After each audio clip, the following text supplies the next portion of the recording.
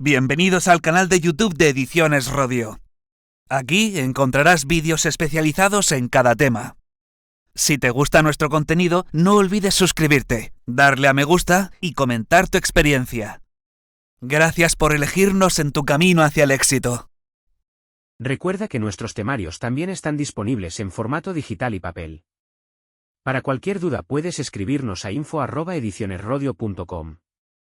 Administrativos de la Junta de Andalucía. Volumen 1. Tema 8. Fuentes del derecho administrativo. Clasificación. Jerarquía normativa. La ley, concepto y clases. Disposiciones del Ejecutivo con fuerza de ley. El reglamento, concepto y clasificación. La potestad reglamentaria, fundamento, titularidad y límites. Procedimiento de elaboración de los reglamentos. 1. El derecho administrativo. 1,1. El nacimiento del derecho administrativo. Según Entrena Cuesta, el nacimiento del derecho administrativo es consecuencia de un presupuesto político y de un presupuesto jurídico. El presupuesto político es la teoría de la división de poderes. El presupuesto jurídico es el concepto de Estado de Derecho. La teoría de la división de poderes fue elaborada por Montesquieu en su obra El espíritu de las leyes, a partir de las ideas expresadas por Locke en su obra Ensayos sobre el gobierno civil. La teoría de la división de poderes supone que las funciones esenciales del Estado son distribuidas entre tres instancias orgánicas distintas: el poder legislativo, el poder ejecutivo y el poder judicial, cuyo funcionamiento constituye un sistema de control mutuo, con la única finalidad de garantizar los derechos y libertades de los ciudadanos, que son los grandes beneficiados de esa distribución orgánica del poder. El concepto de Estado de Derecho se basa a su vez en los siguientes elementos. El principio de legalidad, que supone el sometimiento de los poderes públicos y de los órganos judiciales a la ley, en el sentido de ley formal, de norma emanada por el órgano del poder legislativo. Esta supremacía de la ley se fundamenta en que el órgano del poder legislativo, en virtud del principio de representación y el principio de sufragio universal, representa al pueblo, lo que significa que los actos de dicho órgano son expresión de la voluntad popular. El reconocimiento de los derechos y libertades de los ciudadanos. El respeto y garantía de estos derechos y libertades constituyen el gran eje en torno al cual gira toda la organización política del Estado de Derecho. 1,2. Concepto y contenido del derecho administrativo. Desde un punto de vista objetivo, el derecho administrativo es la rama del ordenamiento jurídico reguladora de la función administrativa, considerando la función administrativa fundamentalmente como una actividad de gestión de servicios públicos. Esta concepción objetiva es la teoría clásica del derecho administrativo, propia de la Escuela de Burdeos, que gira en torno al concepto de servicio público.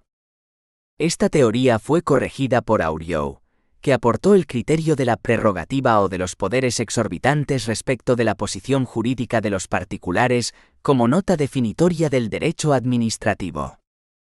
Desde un punto de vista subjetivo, el derecho administrativo es la rama del ordenamiento jurídico que regula la administración pública como un complejo orgánico integrado en el poder ejecutivo del Estado. García de Enterría considera que es necesario superar ambas concepciones y define el derecho administrativo como un derecho de naturaleza estatutaria, dirigido a la regulación de sujetos especiales que se agrupan bajo el nombre de administraciones públicas, sustrayendo a estos sujetos singulares de la aplicación del derecho común. El derecho administrativo está constituido por normas de organización y por normas de comportamiento. Las normas de organización regulan la disposición de los elementos personales y materiales que integran su estructura burocrática para la consecución de sus fines. Las normas de comportamiento regulan las relaciones entre la administración y los particulares. Es necesario destacar que el derecho administrativo se aplica no solo a las administraciones públicas. Por administraciones públicas se entiende, según la Ley 40/2015, de 1 de octubre, de régimen jurídico del sector público, LRJSP. La Administración General del Estado. Las administraciones de las comunidades autónomas. Las entidades que integran la administración local. Los organismos públicos y entidades de derecho público, vinculados o dependientes de las administraciones públicas. Pero además se aplica a los actos que en materia de personal, administración y gestión patrimonial sean dictados por los órganos de gobierno, los órganos constitucionales del Estado y los órganos legislativos y de control autonómicos. A este respecto dice la disposición adicional quinta de la LPAC, que la actuación administrativa de los órganos competentes del Congreso de los Diputados, del Senado, del Consejo General del Poder Judicial, del Tribunal Constitucional, del Tribunal de Cuentas, del Defensor del Pueblo, de las asambleas legislativas de las comunidades autónomas y de las instituciones autonómicas análogas al Tribunal de Cuentas y al Defensor del Pueblo, se regirá por lo previsto en su normativa específica, en el marco de los principios que inspiran la actuación administrativa de acuerdo con la citada ley. 1,3. La autonomía del derecho administrativo. La autonomía del derecho administrativo viene dada por las siguientes características. 1. El derecho administrativo es un derecho público. El derecho administrativo es una de las ramas más importantes del derecho público. La administración pública es una única personificación jurídica interna del Estado y es el instrumento de relación permanente y general del Estado con sus ciudadanos. Lo que lleva a afirmar a García de Enterría que es el derecho público interno del Estado por excelencia. 2. El derecho administrativo es el derecho común de las administraciones públicas. El carácter estatutario del derecho administrativo supone que es un derecho referido a un determinado tipo de sujetos, las administraciones públicas.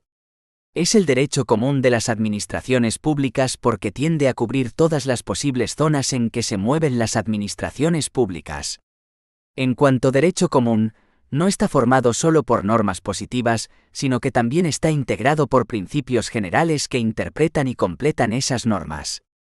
3. El carácter estatutario del derecho administrativo tiene como consecuencia que la presencia de una administración pública es requisito necesario para que exista una relación jurídico-administrativa. Si uno de los términos de toda relación jurídico-administrativa tiene que ser necesariamente una administración pública, el otro puede serlo bien un administrado, bien otra entidad administrativa, bien incluso la misma administración en una relación reflexiva, como ocurre en los supuestos de organización interna de la administración. 1,4. La peculiaridad del derecho administrativo.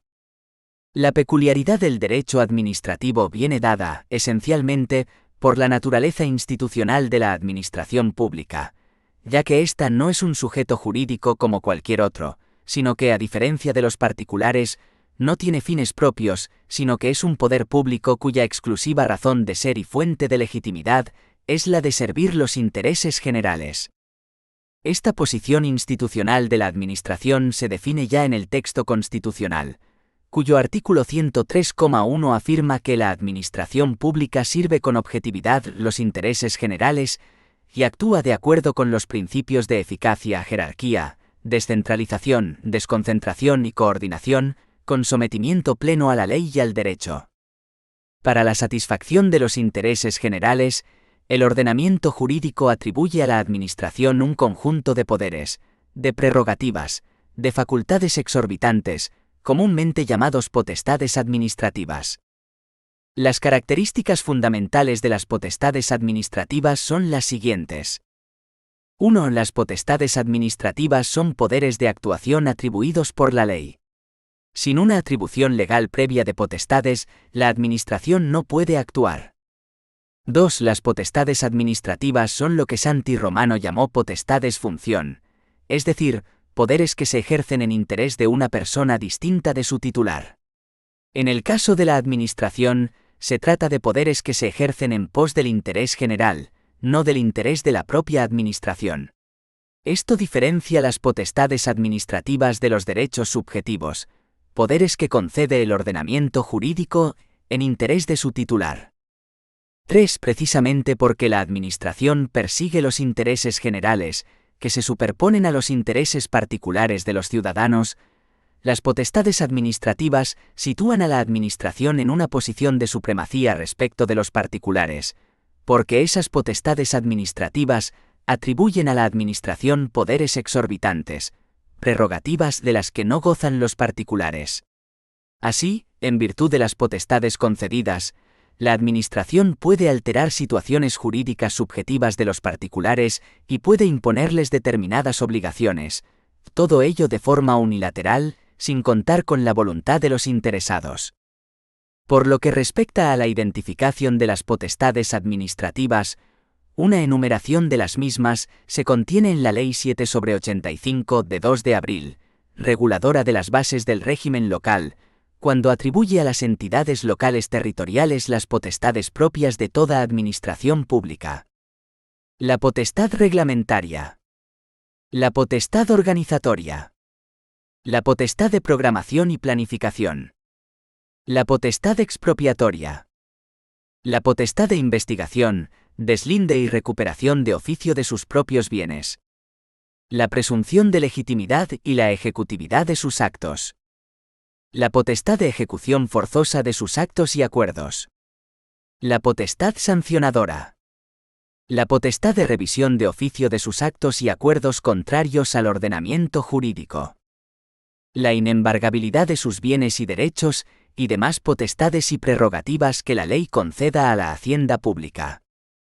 Ahora bien, esta posición de supremacía de la administración, justificada por la satisfacción de los intereses generales como finalidad única de su existencia, tiene su contrapartida en una serie de límites y condiciones, igualmente regulados por el derecho administrativo, para el ejercicio de las potestades y prerrogativas. Esos límites y condiciones los impone el derecho administrativo por dos motivos. Para asegurar que la actividad de la administración está encaminada exclusivamente a la satisfacción del interés general, tal como está definido en cada caso por las normas que son de aplicación. Para proteger y garantizar los derechos e intereses legítimos de los ciudadanos en sus relaciones con la administración, cuando entran en contacto con la actividad administrativa. 2. Fuentes del derecho administrativo. En términos generales, esos límites y condiciones son los siguientes. Una vinculación más fuerte a la ley. El principio de legalidad, entendido como una vinculación positiva de la administración a la ley, supone que cada acción administrativa individual debe estar legitimada por un precepto jurídico que prevea dicha acción. El principio de legalidad se reconoce expresamente en nuestra Constitución en los artículos 9,3, 9,1 y 103,1. Cuando el artículo 103,1 de la Constitución habla de sometimiento pleno a la ley y al derecho, hay que entender que la vinculación de la administración lo es a la totalidad del ordenamiento jurídico, cualquiera que sea la naturaleza y rango de la norma de que se trate. Que la vinculación de la administración es plena, en el sentido de que ninguna actividad de la administración escapa al derecho.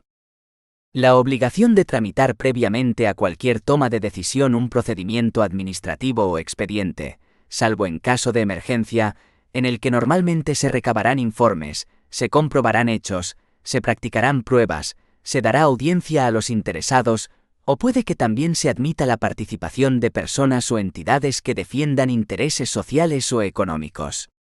El procedimiento es una garantía de acierto de la decisión y también del respeto a los derechos e intereses de los ciudadanos. La imposición de una serie de controles sobre el ejercicio de la función administrativa. Estos controles pueden ser internos o externos. Son controles internos la intervención del gasto público, los informes previos de la asesoría jurídica o de órganos consultivos, o la posibilidad de interposición de recursos ante el órgano superior jerárquico del autor de la decisión. Son controles externos los ejercidos por otras instituciones y poderes públicos no encuadrados en la estructura de la administración, siendo el fundamental el que ejerce la jurisdicción contencioso-administrativa, configurada en nuestro ordenamiento con un orden jurisdiccional especializado. 2,1. Concepto. Se denominan fuentes del derecho a aquellas formas o actos en que el derecho administrativo se manifiesta. Podemos distinguir entre fuentes materiales del derecho de fuentes formales del derecho. Se denominan fuentes materiales a aquellas instituciones o grupos sociales con capacidad para crear normas jurídicas. El poder legislativo, Cortes Generales y Parlamentos o asambleas legislativas de las comunidades autónomas. El poder ejecutivo, mediante disposiciones dictadas por el gobierno e incluso el propio pueblo, a través de la creación de costumbres y usos obligatorios. Las fuentes formales son los modos o formas a través de los cuales se manifiesta la norma jurídica, Constitución, ley, real decreto, jurisprudencia. 2,2. Clasificación. La Constitución es la fuente suprema del ordenamiento jurídico español. Partiendo de esta premisa se pueden distinguir 2.2,1. Fuentes directas primarias y fuentes directas subsidiarias.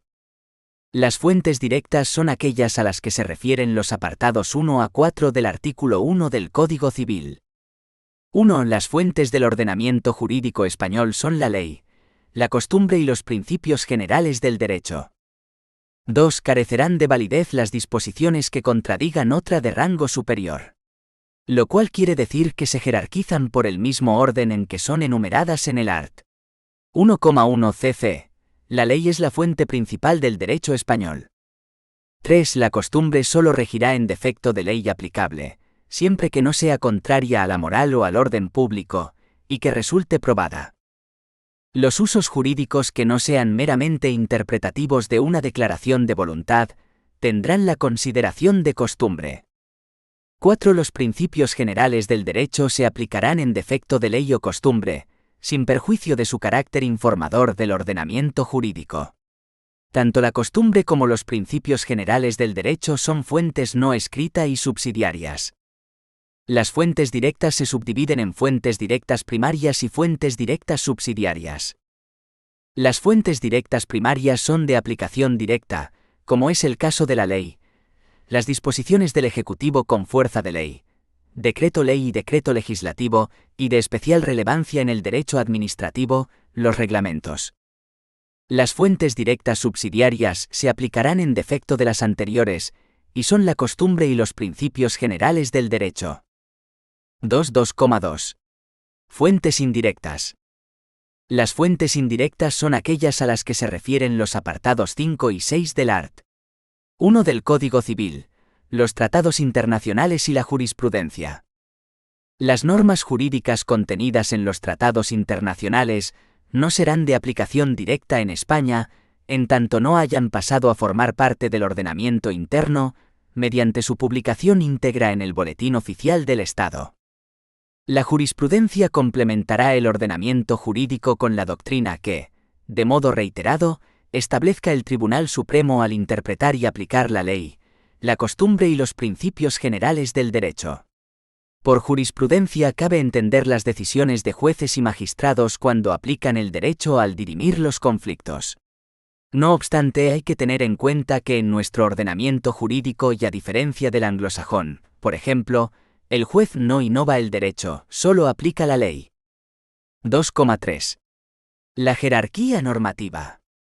El principio de jerarquía normativa permite establecer el orden de aplicabilidad de las normas jurídicas y el criterio para solucionar las posibles contradicciones entre normas de distinto rango, Constitución, ley y reglamento. La Constitución en su artículo 9,3 garantiza expresamente el principio de jerarquía normativa. 3. La Constitución garantiza el principio de legalidad, la jerarquía normativa, la publicidad de las normas, la irretroactividad de las disposiciones sancionadoras no favorables o restrictivas de derechos individuales, la seguridad jurídica, la responsabilidad y la interdicción de la arbitrariedad de los poderes públicos. Para establecer el orden jerárquico de la aplicabilidad de las fuentes directas en derecho administrativo, hemos de atender a la primacía del derecho escrito sobre las fuentes no escritas, para después comprobar la jerarquía del órgano del que emana la regla escrita de derecho, teniendo primacía el órgano superior frente a la que procede de órgano inferior. Así, el artículo 128,3 de la Ley 39/2015 de 1 de octubre, de Procedimiento Administrativo Común de las Administraciones Públicas, dispone: las disposiciones administrativas se ajustarán al orden de jerarquía que establezcan las leyes. Ninguna disposición administrativa podrá vulnerar los preceptos de otra de rango superior. En virtud del principio de jerarquía, la norma superior siempre deroga la norma inferior en cuanto se oponga a ella, y la inferior es nula cuando contradice la superior, tal y como se regula en el artículo 1,2 del Código Civil, que dispone que carecerán de validez las disposiciones que contradigan otras de rango superior. En similar sentido, el artículo 47,2 de la Ley 39/2015, de 1 de octubre, del Procedimiento Administrativo Común de las Administraciones Públicas, establece: también serán nulas de pleno derecho las disposiciones administrativas que vulneren la Constitución, las leyes u otras disposiciones administrativas de rango superior, las que regulen materias reservadas a la ley, y las que establezcan la retroactividad de disposiciones sancionadoras no favorables, o restrictivas de derechos individuales.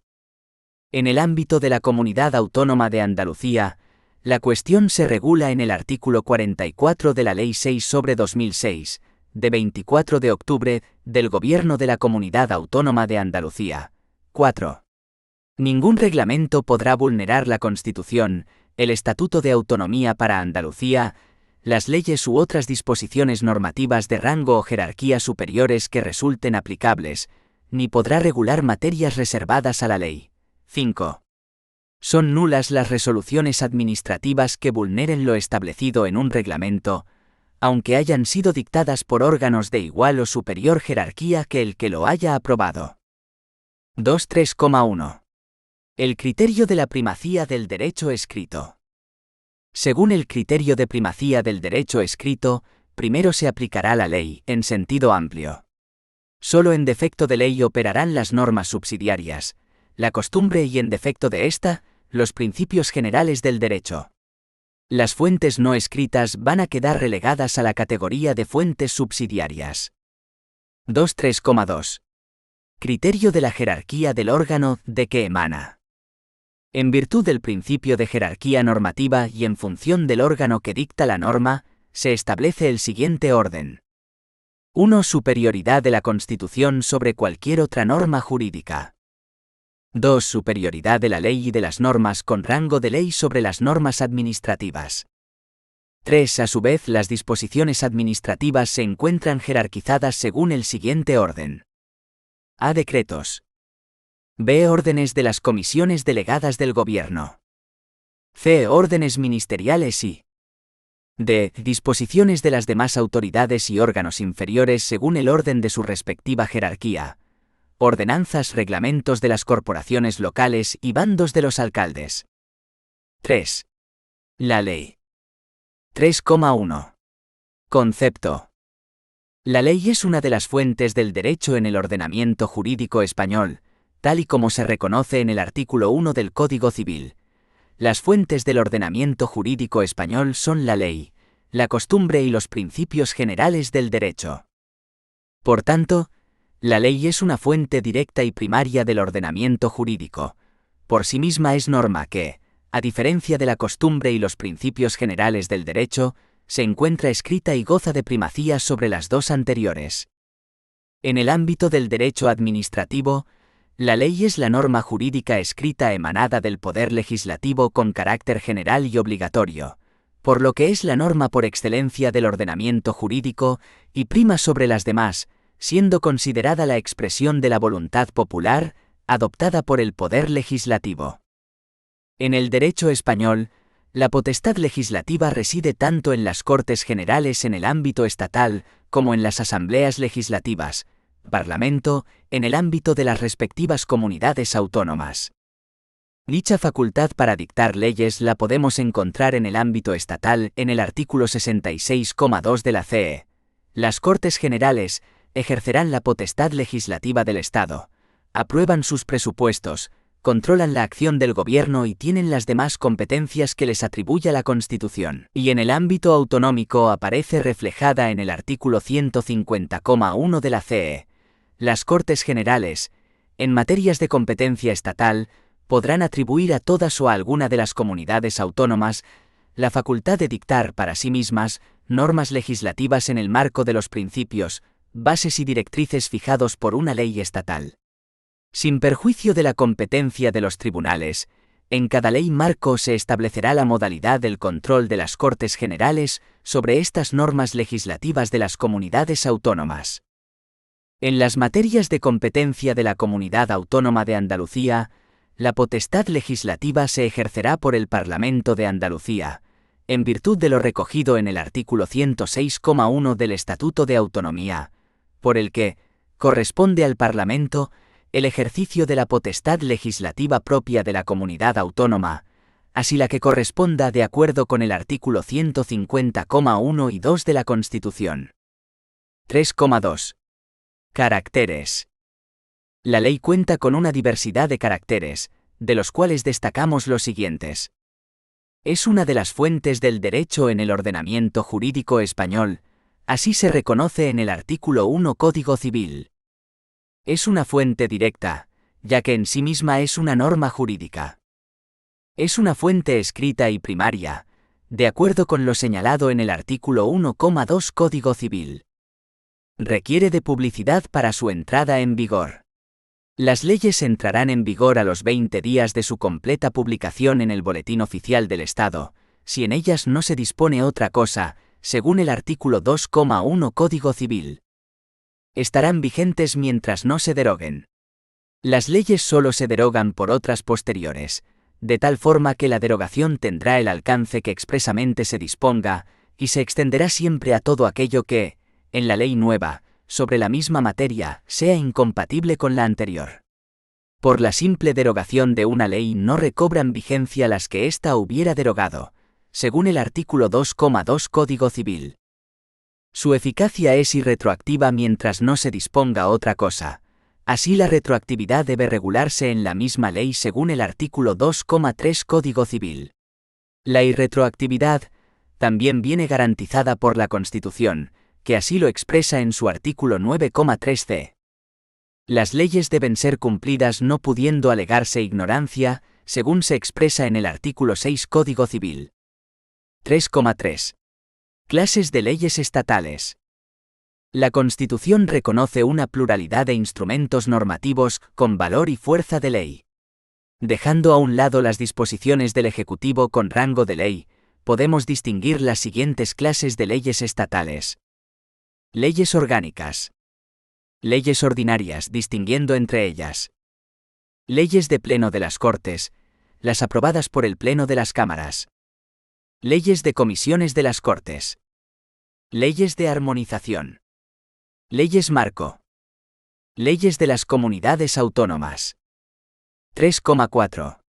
La reserva de ley. Por reserva de ley se entiende el establecimiento constitucional de ciertos límites al poder reglamentario de la Administración, determinando a tal fin que la regulación de ciertas materias ha de hacerse necesariamente por medio de ley formal, por norma emanada de las Cortes Generales. Dentro de la reserva de ley que la Constitución consagra hay que diferenciar dos tipos de reserva de ley: la reserva material y la reserva formal. La reserva de ley material se refiere a la necesidad de que solo por ley, orgánica u ordinaria, se regulan determinadas materias. La reserva de ley orgánica viene establecida para las materias que se recogen en el artículo 81 de la CE, y para aquellos casos diseminados en la Constitución en que ésta exige ley orgánica. Por ejemplo, en el artículo 54 de la CE dice: una ley orgánica regulará la institución del Defensor del Pueblo. También en el artículo 165 de la CE dice: una ley orgánica regulará el funcionamiento del Tribunal Constitucional. La reserva de ley ordinaria se da cuando la Constitución establece que una materia se regulará por ley, pero no exige que sea orgánica, bastando ley ordinaria en este caso. La reserva de ley formal incluye a su vez otros dos principios: principio de jerarquía normativa y principio de congelación de rango. El principio de jerarquía normativa significa que para dictar una norma nueva, Es necesario darle un rango normativo por lo menos igual al de la norma o normas que se pretende sustituir o innovar, ya que para dejar sin efecto un acto jurídico, se requiere un acto contrario de la misma solemnidad. El principio de congelación de rango significa que, regulada una determinada materia por la ley, el rango normativo queda congelado y solo una ley podrá intervenir posteriormente en ese ámbito material. 3,5. Procedimiento de elaboración de las leyes estatales. El procedimiento de elaboración de las leyes estatales comienza con la iniciativa o presentación de proyectos o proposiciones de ley ante cualquiera de las dos cámaras. Esta iniciativa legislativa se regula en el artículo 87 CE y admite diversas formas. Por iniciativa del Gobierno que se concreta en los proyectos de ley una vez aprobados en Consejo de Ministros, se remiten al Congreso. También pueden iniciarse, a iniciativa del Congreso y de Senado, por medio de una proposición de ley impulsada por los grupos parlamentarios, o individualmente por 15 diputados o 25 senadores.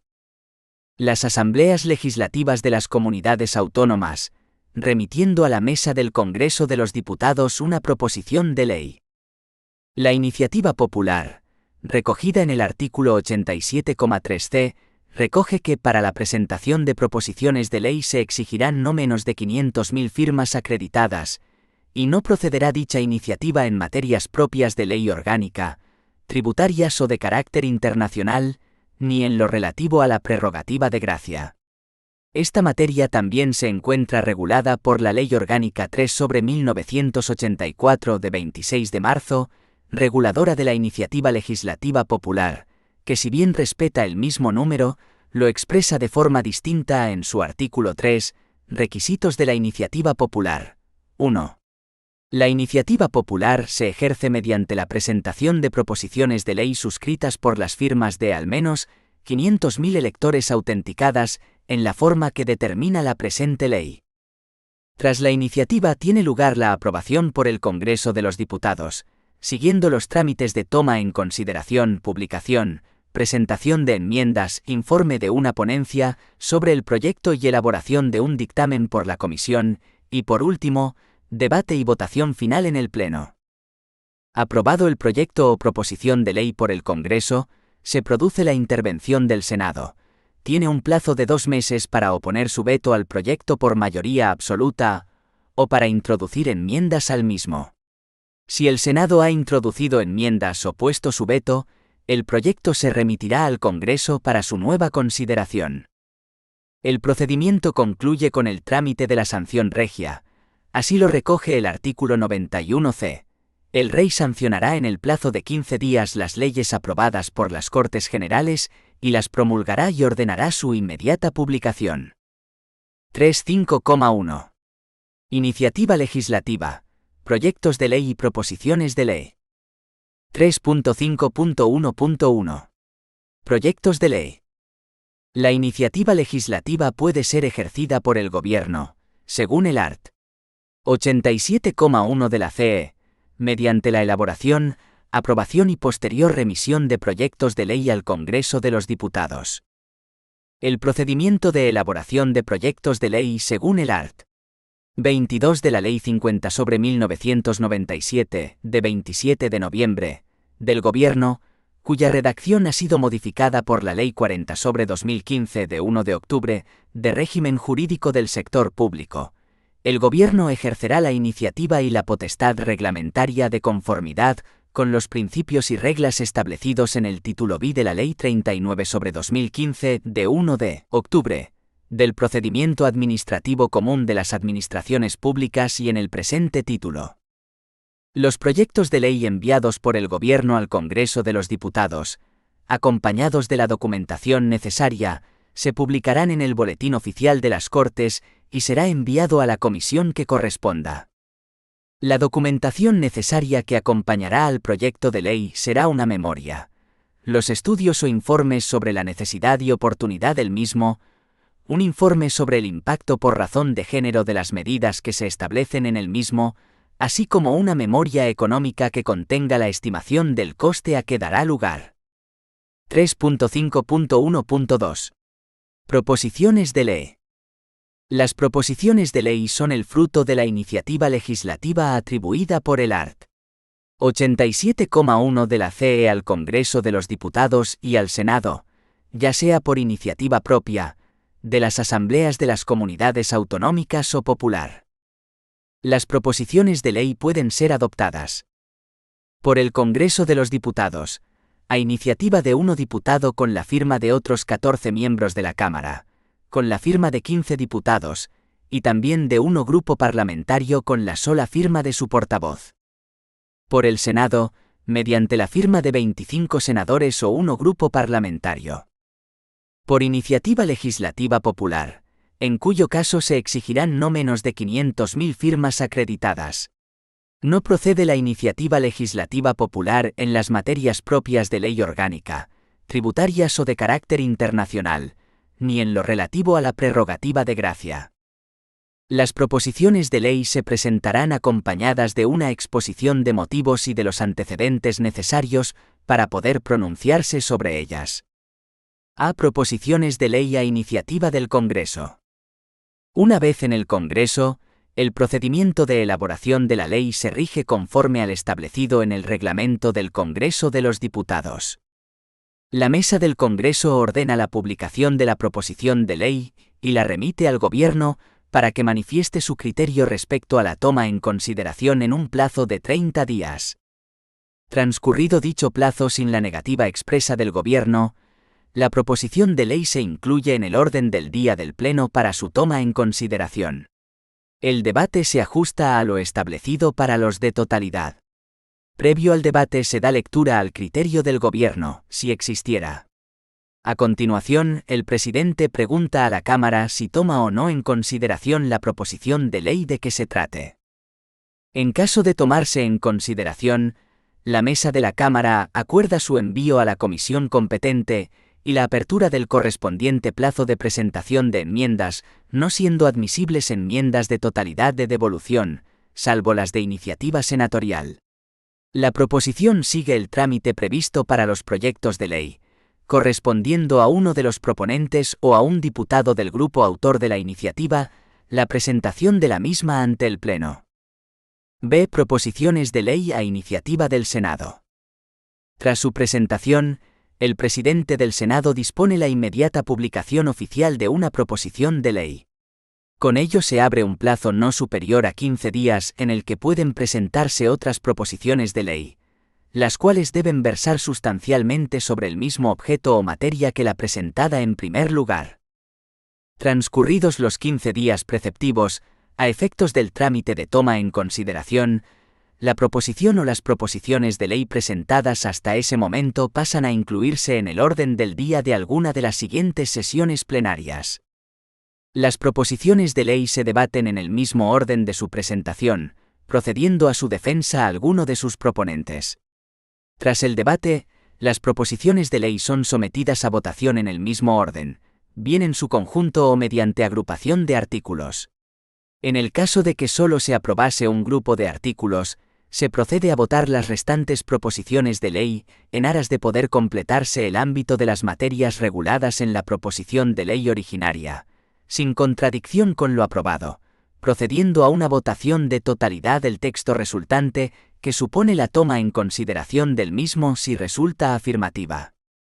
Aprobada una proposición se entiende efectuada su toma en consideración, y el presidente del Senado la remite al Congreso de los Diputados, para su trámite en este como tal proposición. 3.5,2. Trámite de enmiendas. Publicado el proyecto de ley o la proposición de ley, en el Boletín Oficial de las Cortes, los diputados y grupos parlamentarios dispondrán de un plazo de 15 días para presentar enmiendas al mismo, por escrito motivado dirigido a la mesa de la comisión. Si las enmiendas fueran a la totalidad, se abrirá un debate en el Pleno del Congreso para su ratificación o rechazo. En este último caso, el proyecto será devuelto a la comisión prosiguiendo sus trámites en forma ordinaria. Las enmiendas pueden ser a la totalidad o al articulado. Serán enmiendas a la totalidad las que verse sobre la oportunidad, los principios o el espíritu del proyecto de ley, y postulen la devolución de aquel al Gobierno, o las que propongan un texto completo alternativo al del proyecto. Solo podrán ser presentadas por los grupos parlamentarios. Las enmiendas al articulado podrán ser de supresión, modificación o adición. En los dos últimos supuestos, modificación o adición, la enmienda deberá contener el texto concreto que se proponga. En general, a todos los efectos del procedimiento legislativo, cada disposición adicional, final, derogatoria o transitoria, tendrá la consideración de un artículo, al igual que el título de la ley, las rúbricas de las distintas partes en que esté sistematizado, la propia ordenación sistemática y la exposición de motivos. 3.5.3. Ponencia informadora. A continuación, se nombra una ponencia en el seno de la comisión, que elaborará el informe sobre el proyecto a la vista de las enmiendas formuladas en el plazo de 15 días, que podrá ser ampliado, y que se publicará en el Boletín Oficial de las Cortes. 3.5.4. Debate en comisión y paso al Pleno del Congreso. Convocada la comisión por su presidente, se procederá a debatir el texto elaborado por la ponencia y elaborará un dictamen sobre el proyecto de ley o proposición de ley, que será publicado en el Boletín Oficial de las Cortes y que abre el debate en el Pleno del Congreso, salvo que se hubiese delegado la aprobación de la ley en la comisión. 3.5.5. Debate en Senado. Una vez aprobado el proyecto de ley o proposición de ley por el Congreso de los Diputados, su presidente dará inmediata cuenta al presidente del Senado, el cual lo someterá a la deliberación de éste. El Senado puede, en el plazo de 2 meses, a partir de la recepción del texto mediante mensaje motivado, oponer su veto o introducir enmiendas al mismo. El veto deberá ser aprobado por mayoría absoluta. El proyecto o proposición no podrá ser sometido al Rey para su sanción sin que el Congreso ratifique por mayoría absoluta, en caso de veto, el texto inicial, o por mayoría simple, una vez transcurridos 2 meses desde la interposición del mismo, o se pronuncie sobre las enmiendas, aceptándolas o no por mayoría simple. En los proyectos declarados urgentes por el Gobierno o por el Congreso de los Diputados, el plazo de 2 meses de que dispone el Senado para enmendar o vetar el proyecto se reducirá a 20 días naturales. 3.5.6. Sanción real, promulgación, publicación y entrada en vigor. Aprobada las leyes por las Cortes Generales, el Rey sancionará en el plazo de 15 días, las promulgará y ordenará su inmediata publicación en el Boletín Oficial del Estado, según el art. 91 de la CE, comenzando a regir a los 20 días de su completa publicación, salvo que en la propia ley se disponga otra cosa según el art. 2,1 del Código Civil. 3.5.7.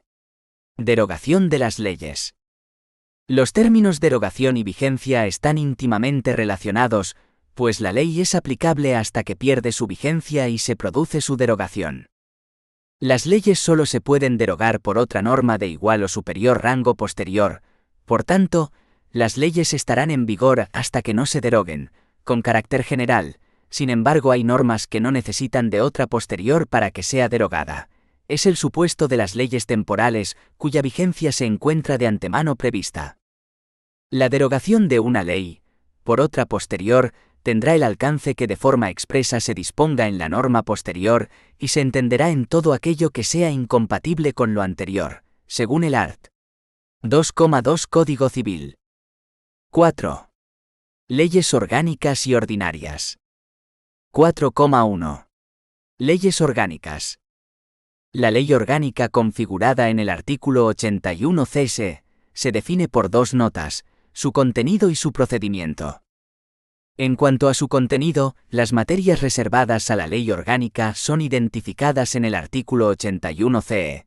Desarrollo de derechos fundamentales y libertades públicas, estatutos de autonomía y régimen electoral general, o por otros preceptos que a lo largo del texto constitucional se impone expresamente la reserva de ley orgánica para diferentes materias que por su importancia se le exige la dualidad en su aprobación, material y formal, y que podemos encontrar en los artículos 8,2, Organización Militar, 54, Defensor del Pueblo, 55,2, Suspensión individual derechos reconocidos en los arts.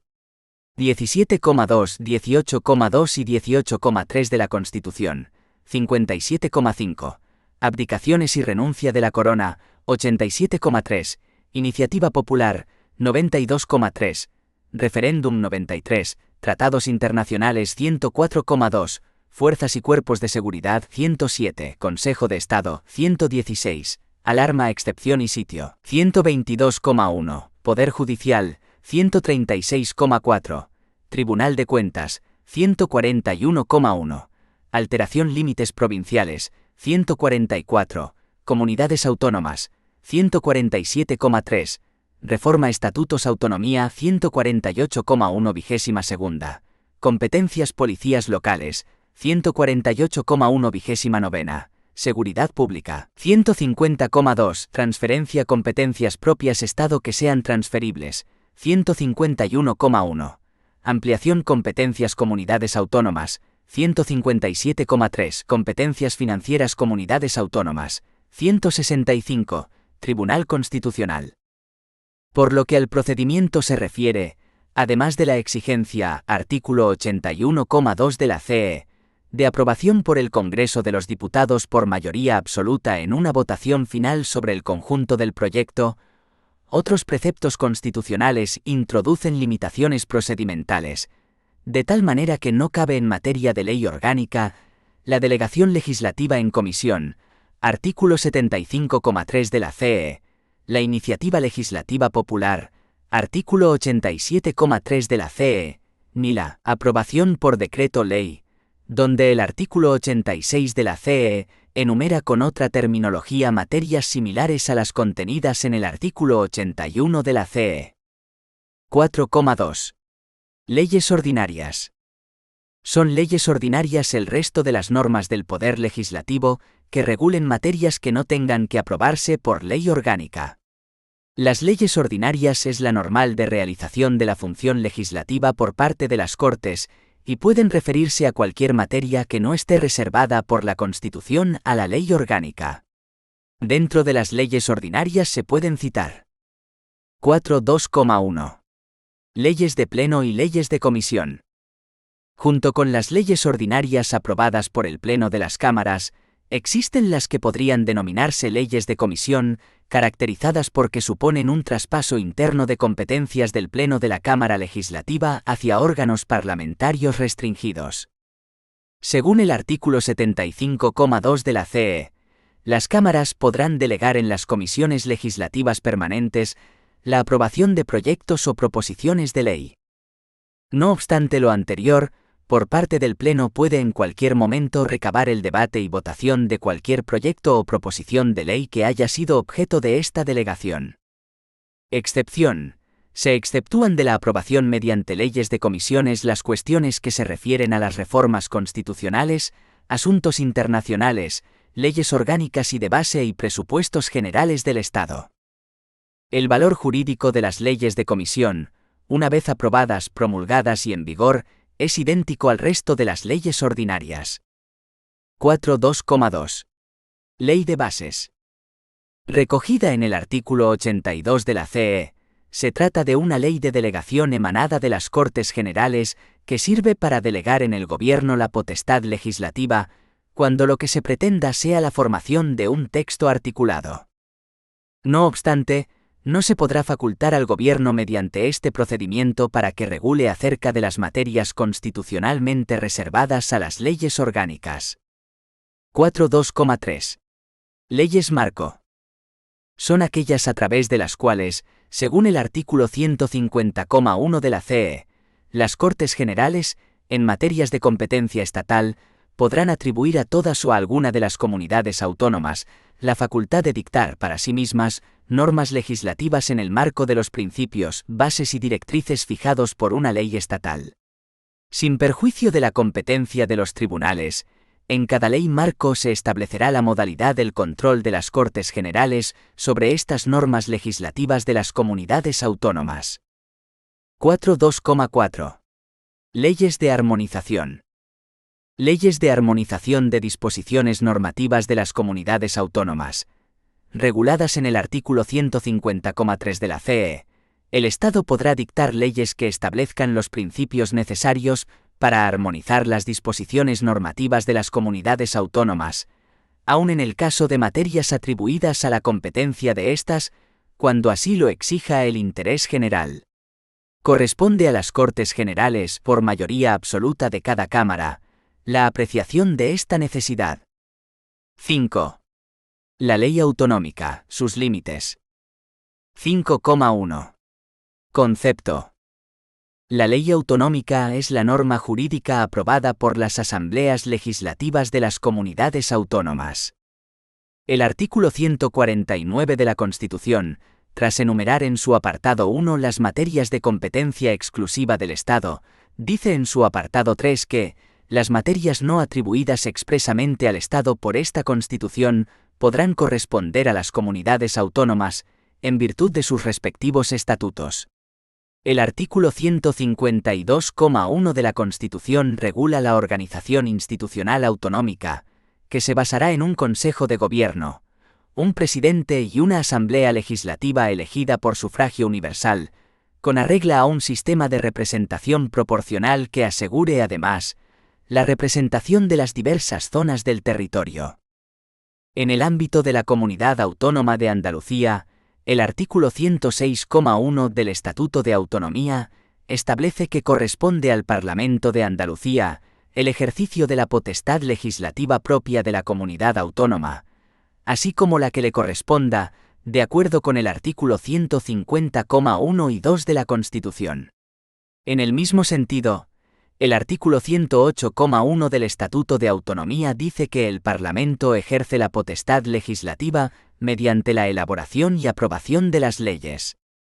5,2. Límites de la ley autonómica. El poder normativo con el que cuentan las comunidades autónomas, en virtud de la Constitución española, está basado en el principio de competencia, no en el principio de jerarquía. Según el principio de competencia, podemos encontrar competencias exclusivas del Estado, competencias exclusivas de las comunidades autónomas y competencias compartidas. Lo que significa que las leyes autonómicas no pueden invadir las materias reservadas al Estado por la Constitución, ni viceversa. Así el ámbito competencial definido en la Constitución, arts. 137.138.139.148.149.150 y 155, ha de ser respetado bidireccionalmente, tanto por el legislador nacional como por el legislador autonómico. El control de la actividad de los órganos de las comunidades autónomas se ejercerá expresamente por los órganos recogidos en el art. 153 a. Por el Tribunal Constitucional, el relativo a la constitucionalidad de sus disposiciones normativas con fuerza de ley. b. Por el Gobierno previo dictamen del Consejo de Estado, el del ejercicio de funciones delegadas a que se refiere el apartado 2 del artículo 150. c. Por la jurisdicción contenciosos administrativa, el de la Administración Autónoma y sus normas reglamentarias. d. Por el Tribunal de Cuentas el económico y presupuestario. En el supuesto de que no se respete el principio de competencia, se puede acudir a los mecanismos previstos legalmente en la Ley Orgánica 2/1979, de 3 de octubre, del Tribunal Constitucional. Así en el art. 28.1 se dice que para apreciar la conformidad o disconformidad con la Constitución de una ley, disposición o acto con fuerza de ley del Estado o de las comunidades autónomas, el tribunal considerará, además de los preceptos constitucionales, las leyes que, dentro del marco constitucional se hubieran dictado para delimitar las competencias del Estado y las diferentes comunidades autónomas, o para regular o armonizar el ejercicio de las competencias de éstas. En el mismo sentido continúa el art. 28.2 de Ley Orgánica 2/1979, de 3 de octubre, del Tribunal Constitucional, diciendo asimismo el tribunal podrá declarar inconstitucionales por infracción del artículo 81 de la Constitución los preceptos de un decreto-ley, decreto legislativo, ley que no haya sido aprobada con el carácter de orgánica o norma legislativa de una comunidad autónoma En el caso de que dichas disposiciones hubieran regulado materias reservadas a ley orgánica o impliquen modificación o derogación de una ley aprobada con tal carácter, cualquiera que sea su contenido. En el supuesto de que no se cumpliesen las obligaciones que la Constitución impone, se prevé la adopción de las medidas necesarias para obligar a la comunidad autónoma al cumplimiento forzoso de dichas obligaciones o para la protección del interés general, según el art.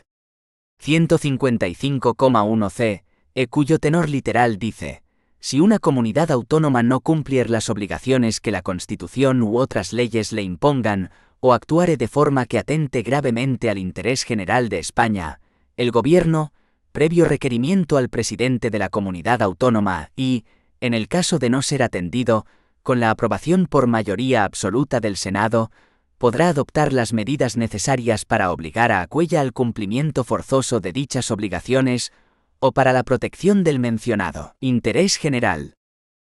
5,3. Relación entre la ley autonómica y la estatal. Dentro de nuestro ordenamiento jurídico coexisten varios ordenamientos que son autónomos, debido a que hay organizaciones que gozan de la autonomía necesaria para dotarse de normas jurídicas. La relación entre las leyes autonómicas y las leyes estatales es que para ambas hay una norma suprema, la Constitución española, por lo que bajo esta podemos decir que hay dos ordenamientos, el estatal y el autonómico. El Estatuto de Autonomía, aprobado por ley orgánica, es el nexo entre el ordenamiento jurídico estatal y el autonómico. Según el art. 147,1 de la CE, dentro de los términos de la presente Constitución, los estatutos serán la norma institucional básica de cada comunidad autónoma, y el Estado los reconocerá y amparará como parte integrante de su ordenamiento jurídico. Según el principio de competencia, la norma autonómica excluye a la norma estatal, así que podemos decir que el ordenamiento autonómico está constituido por la Constitución, las normas estatales de aplicación general en todo el Estado y las normas autonómicas que se aplican en cada comunidad autónoma en concreto. No obstante, el derecho estatal será, en todo caso, supletorio del derecho de las comunidades autónomas, de acuerdo con el artículo 149,3 de la Constitución. La diferencia entre las normas autonómicas y estatales no es de posición jerárquica, sino de competencia, ya que ninguna puede invadir las competencias atribuidas a la otra, y de ello se encarga el Tribunal Constitucional, a través de la interposición del recurso de inconstitucionalidad o del conflicto de competencia entre el Estado y la comunidad autónoma en conflicto. 6. Las disposiciones normativas con fuerza de ley en los ámbitos estatales y autonómicos. 6,1. Disposiciones del Ejecutivo con fuerza de ley. El teórico monopolio del Parlamento en la elaboración y aprobación de las leyes tiene su excepción en el procedimiento de reconocimiento de la potestad del Gobierno para dictar, bajo determinadas condiciones, normas de idéntico rango y eficacia que las leyes de producción parlamentaria. Al servicio de esta finalidad se encuentra la legislación de emergencia, decretos-leyes, a los que alude el artículo 86 CE, y el mecanismo de delegación legislativa, decretos legislativos. El artículo 82,2 de la CE permite identificar las dos modalidades de delegación que reconoce nuestro ordenamiento constitucional, afirmando: la delegación legislativa deberá otorgarse mediante una ley de bases cuando su objeto sea la formación de textos articulados, o por una ley ordinaria cuando se trate de refundir varios textos legales en uno solo. En los decretos legislativos, también conocidos como legislación delegada, son las disposiciones que dicta el Gobierno por expresa delegación del Poder Legislativo. Por tanto, hay una habilitación expresa y previa. En cambio, los decretos-leyes son disposiciones que dicta el Gobierno por razones de extraordinaria y urgente necesidad. Por su urgencia, la habilitación será requerida posteriormente al dictado del decreto-ley. Ambas normas son dictadas por el Poder Ejecutivo que gozan del mismo valor. Son leyes ordinarias. En cambio, hemos de diferenciar una de otra, tanto en su habilitación como en el fundamento de las mismas. Como se ha dicho, los decretos legislativos tienen unas bases o principios generales y una autorización, En los decretos leyes no existe, ya que estos se dictan por razones de extraordinaria y urgente necesidad, sin autorización previa. 6,2. Decretos legislativos. Los decretos legislativos se encuentran regulados en el artículo 85 CE. Así, las disposiciones del Gobierno que contengan legislación delegada recibirán el título de decretos legislativos. Son disposiciones que dicta el Gobierno por expresa delegación del Poder Legislativo. Requiere necesariamente una delegación previa y expresa. Los decretos legislativos son normas con fuerza de ley dictadas por el Gobierno, en virtud de una autorización expresa de las Cortes, denominada delegación legislativa. Dicha delegación se encuentra regulada en el artículo 82 de la CE. Las Cortes Generales podrán delegar en el Gobierno la potestad de dictar normas con rango de ley sobre materias determinadas no incluidas en el artículo anterior. Artículo 81 de la CE. Y permite a las Cortes atribuir al Gobierno la potestad de dictar una norma denominada decreto legislativo. En la Constitución, artículo 82,2, se recogen dos tipos de delegación legislativa, una para la formación de textos articulados o códigos de leyes mediante ley de bases, según el artículo 82,4 de la CE, y otra para refundir varios textos legales en uno solo mediante ley ordinaria, regulado en el artículo 82,5 de la CE. Se excluye expresamente la posibilidad de efectuar una subdelegación en autoridades distintas del propio Gobierno. La delegación legislativa ha de otorgarse de forma expresa, quedando excluida la posibilidad de delegaciones implícitas y se otorga para su ejercicio por una sola vez. Por tanto, se trata de la atribución de una única potestad normativa, que se agota con su ejercicio. Durante el plazo para el ejercicio de la delegación, el legislador tiene temporalmente en suspenso su capacidad para regular la materia sobre la que ha atribuido al Gobierno potestad legislativa, suspensión revocable a voluntad del legislador. Los requisitos de la delegación se regulan en los arts. 82 y 83 de la CE, de los cuales destacamos los siguientes. La delegación de las Cortes Generales debe hacerse por una ley de bases cuando su objetivo sea la formación de textos articulados, o bien por una ley ordinaria de autorización, cuando se trate de refundir varios textos en uno solo. La delegación puede comprender cualquier materia que las Cortes determinen, salvo las que deban ser reguladas por ley orgánica. Y tampoco pueden incluir la facultad de modificar la ley de bases, ni la de dictar normas con carácter retroactivo. La delegación debe hacerse de forma expresa y con fijación del plazo para su ejercicio. Las bases han de delimitar con precisión el objeto y alcance de la delegación legislativa y los principios y criterios que han de seguirse. Los efectos fundamentales de la delegación son, tanto para los textos articulados como los textos refundidos, que se le concede el valor de normas con rango de ley en cuanto se acomoden a los términos de la delegación y que se agotan por el uso que de ella haga el Gobierno mediante la publicación de la norma correspondiente, según el artículo 82,3 de la CE.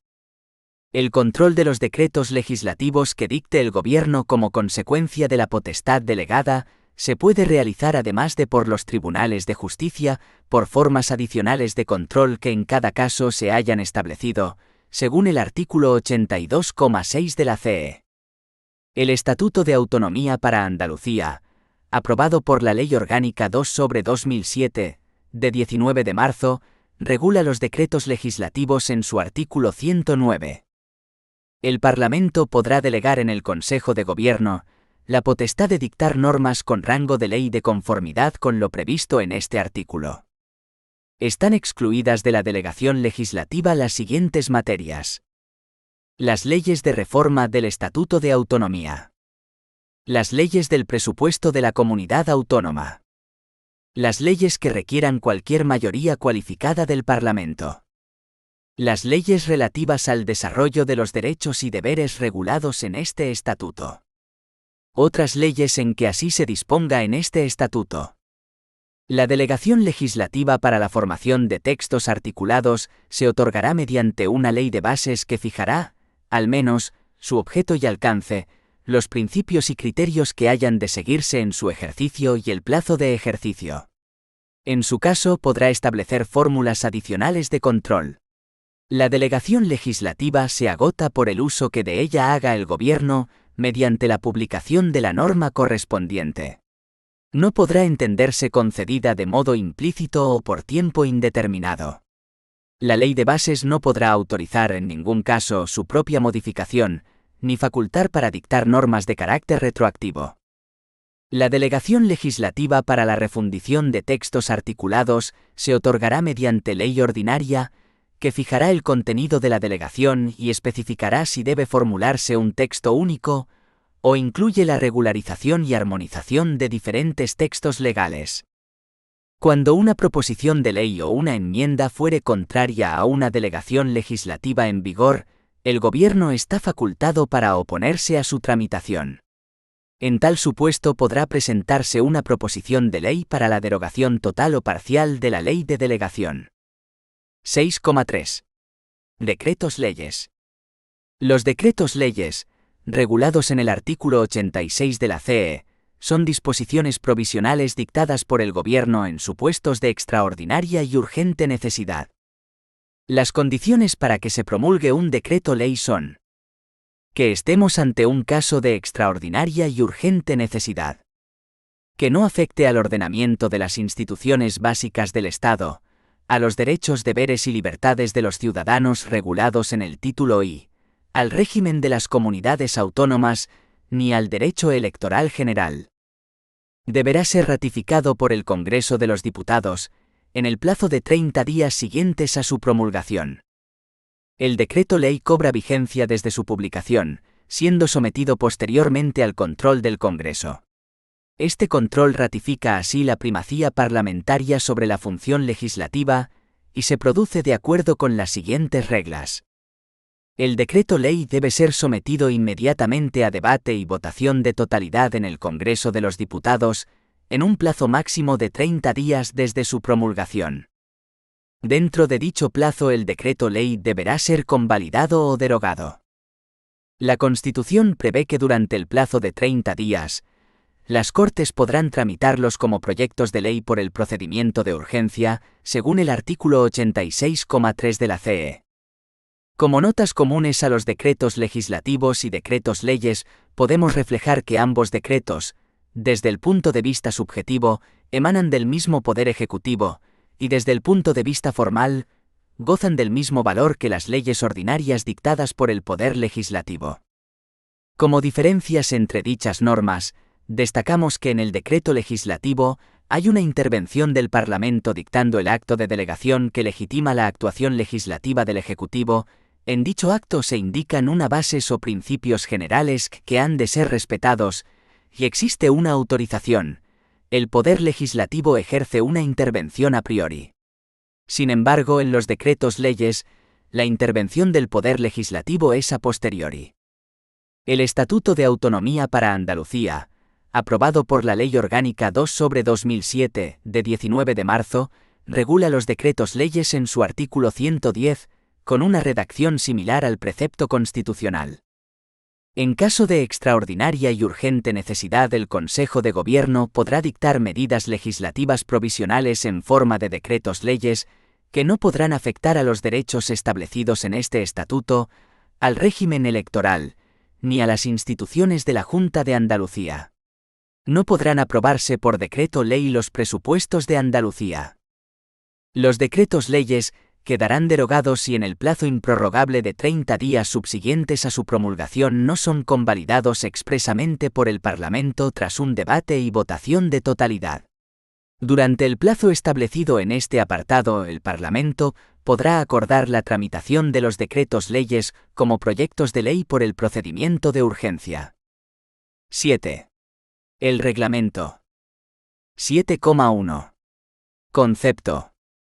El reglamento administrativo es, sin duda, por el número y la extensión de sus disposiciones, la fuente más importante del derecho administrativo, y podemos definirla como toda norma escrita dictada por las administraciones públicas, de carácter general y subordinada a la ley.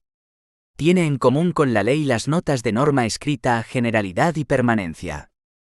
Es norma escrita, oponiéndose a las fuentes no escritas del derecho, Es de carácter general, en tanto está destinado a una pluralidad indeterminada de personas, y sus disposiciones no se agotan por su aplicación, más bien al contrario, su aplicación le da mayor validez. Le diferencia de la ley su carácter de fuente subordinada, inferior y complementaria de ésta. 7,2.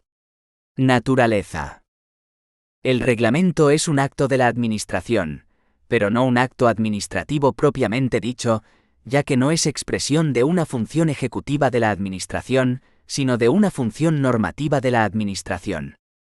Sus principales características se pueden resumir del siguiente modo. Por su procedencia al emanar de la administración, son susceptibles de ser fiscalizados por la jurisdicción contencioso-administrativa, a diferencia de las leyes, que no lo son, ya que solo pueden ser enjuiciadas por el Tribunal Constitucional.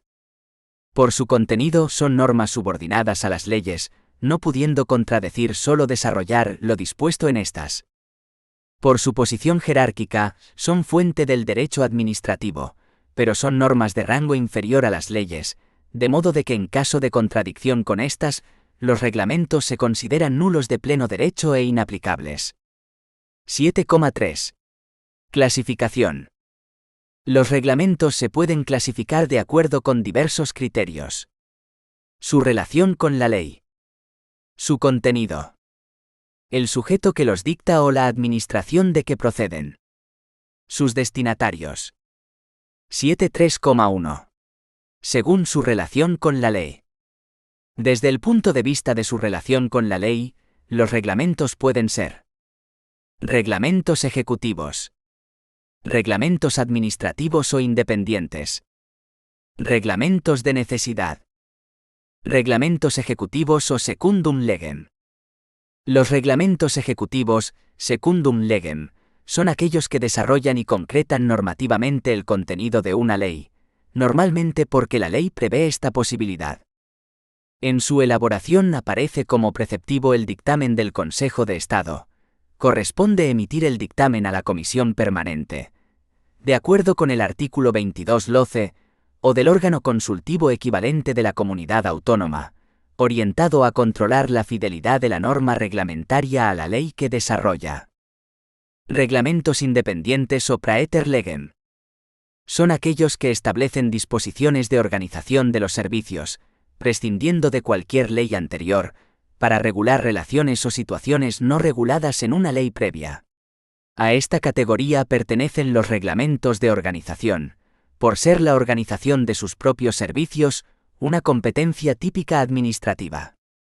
También llamados orgánicos, agotan su eficacia en el ámbito de la propia administración. En ningún caso pueden regular materias reservadas a la ley. Reglamentos de necesidad o contra legem.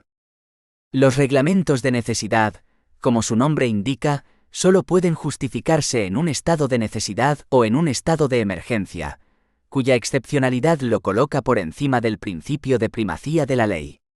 Más que contradecir una ley formal, la excepciona, pero solo durante el tiempo que duren las situaciones de emergencia, de ahí que su vigencia sea temporal.